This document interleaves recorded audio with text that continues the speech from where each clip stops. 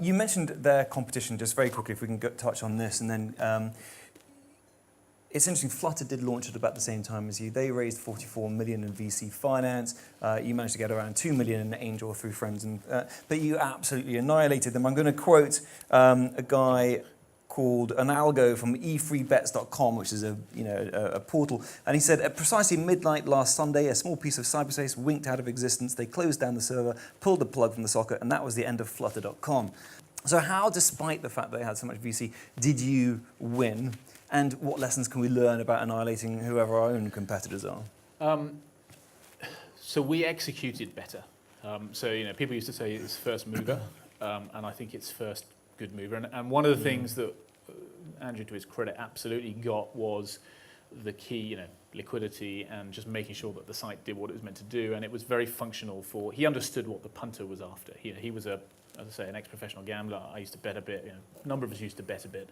And I think we had that domain, we had more of that domain expertise than they did.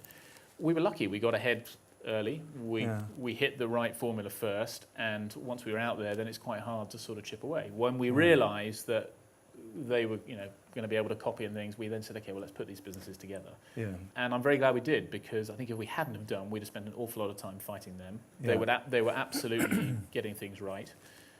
What we then did, though, which I think was smart when we put them together, is we just were quite brutal about saying, right, we're going to shut one down and concentrate everything into the surviving entity. And that was, again, I think it's easy to say now, but it's quite difficult to do at the time. But that was definitely a key ingredient of the success of that deal. And you put their CEO as your CEO, is that right? Well, we brought their CTO in. David came in as CTO, and then eventually became CEO of Betfair. Yeah.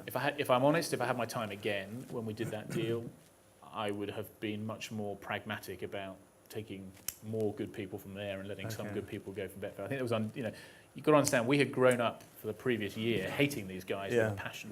Yeah. We had pictures on the wall that we didn't quite throw darts at, but they were sort of very focused on sort of, this is who we've got to beat. And then suddenly you say, let's put the businesses together. That's quite difficult to do. Yeah. And we were probably too loyal to some of the Betfair people who, in retrospect, we should have said that there's a better person over there and we'll bring them in. Luckily with David, we did bring him in. That gladiatorial spirit of annihilating competitors is not a bad energy, is it?